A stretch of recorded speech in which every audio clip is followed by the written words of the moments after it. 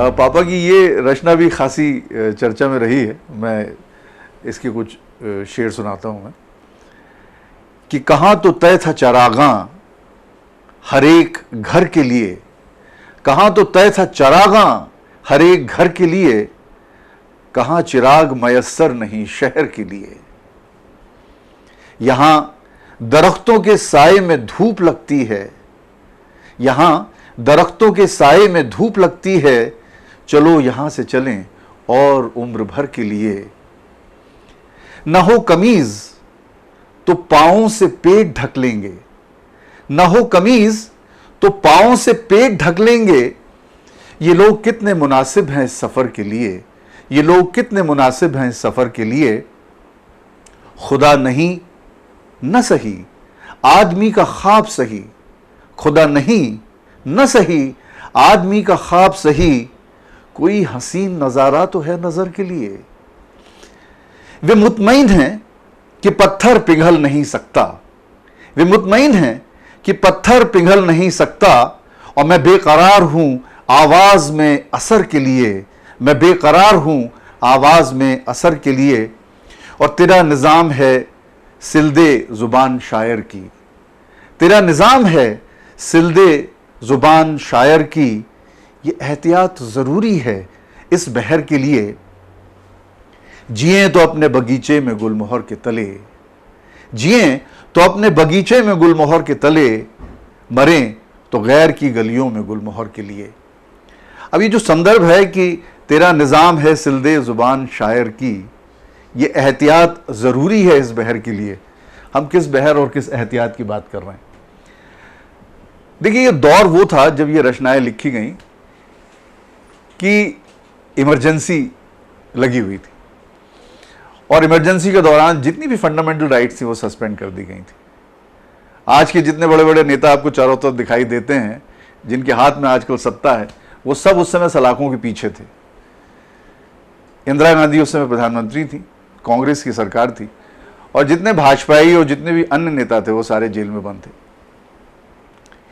ऐसे दौर में जबकि सब फंडामेंटल राइट्स भी नहीं थी, तो सारी जिम्मेदारी तकरीबन, जब आपकी पॉलिटिकल लीडरशिप सलाखों के पीछे है, तो ये जिम्मेदारी साहित्यकारों के ऊपर आ गई थी कि वो उस समय आम आदमी की जबान बने। दुखद ये था कि बहुत सारे नामचीन साहित्यकार भी उस समय चुप्पी लगा गए। कुछ बड़े लोग थे जिन्होंने ऐसे समय आम आदमी की जो पीड़ा थी उसको आवाज दी, उसको स्वर दिया। और ऐसे दौर में मुझे बड़ा फख्र होता है ये कहते हुए, मुझे नहीं पता उनका साहित्यिक कद क्या था, वो कितने बड़े कवि थे, मुझे इसका अंदाज नहीं है, पर एक कवि से जो समाज को अपेक्षाएं रहती हैं, एक कवि की जो जिम्मेदारी है, उसको मेरे पिता ने पूरी जिम्मेदारी, पूरी गंभीरता से उसको निभाया। और ऐसे समय उठ के खड़े हुए, ऐसे समय उन्होंने अपनी बात कही है, और उनकी सारी रचनाएं, सारी गजलें खासतौर से उस दौर की जो हैं, वो आदमी की जो उस समय तकलीफ, पीड़ा, परेशानी थी, उसको बयान करने वाली थी। वो उसकी आवाज बने, उसकी आवाज को उन्होंने, उसकी तकलीफ को उन्होंने एक आवाज दी। और ये अकारण नहीं है, और ये इत्तेफाक भी नहीं है कि यदि उनकी रचनाएं आज आम आदमी इतनी पसंद करते हैं, तो वो सिर्फ इसलिए कि उनकी तकलीफ को उन्होंने स्वर दिया। उस समय जो एक पूरा घटाटोप था, उसको स्पष्ट करने, उसको समझाने, उसको बयान करने। यदि आप अलग अलग रचनाएं पढ़ेंगे तो आप देखेंगे वो किस तरह से जो उस समय का पूरा परिदृश्य वो समझाने की कोशिश कर रहे हैं कि भूख है तो सब्र कर, रोटी नहीं तो क्या हुआ। आजकल दिल्ली में है जेरे बहसी मुद्दा। इतना गहरा तंज है कि आदमी को 50 किताबें पढ़ने की जरूरत नहीं, 50 समझाने वाले लोग उसे नहीं चाहिए। वो उस तंज को समझ सकता है कि भूख है तो सब्र कर, रोटी नहीं तो क्या हुआ। जमाने से तुम सब्र ही तो कर रहे हो, कब तक सब्र करोगे, कब तक ये चीजें होती रहेंगी। तो ये जो चीजें हैं उस दौर में, जो उन्होंने, मुझे लगता है एक कविता की जो भूमिका होनी चाहिए, उस कविता को वो भूमिका दी। क्योंकि कविता की एक आम पाठक के रूप में मुझे हमेशा ये लगता रहा है कि ठीक है, कविता मनोरंजन करती है, पर कविता की भूमिका कहीं इससे बड़ी है। कविता आप एक आम आदमी को एक आम आदमी के दुख दर्द में शामिल होती है, उसे उसके चारों तरफ का जो परिदृश्य उसे समझाने में मदद करती है और उसकी ज़िंदगी को बेहतर बनाने की कोशिश करती है। उसका काम सिर्फ ये तो नहीं है कुछ चमकदार शब्द दे दिए जाएं और उसे कला वीथिकाओं में घुमा दिया जाए, कहीं पर कलाकारियां दिखाई जाए।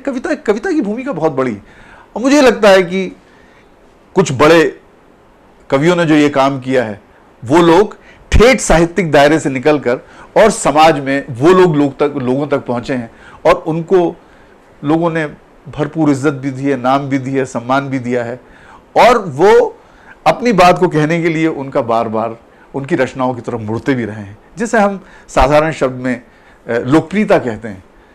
इसीलिए, और ये अकारण नहीं है कि साए में धूप जो उनकी 60-65 गज़लों का एक छोटा सा संग्रह है, उसकी रचनाएं न जाने कितने लोग आपको ऐसे मिल जाएंगे जिनको पूरी इधर से लेकर उधर तक सारी कंठस्थ है, जो आपको वो रचनाएं चारों तरफ गूंजती हुई नजर आएंगी, चाहे वो पार्लियामेंट हो, चाहे विधानसभा हो, चाहे वो जहां आंदोलन हो रहे हो, जब वाद विवाद की प्रतियोगिताएं हो रही हो, सब जगह यदि वो शेर गूंजते हुए मिल जाएंगे तो मेरे ख्याल से शायद यही एक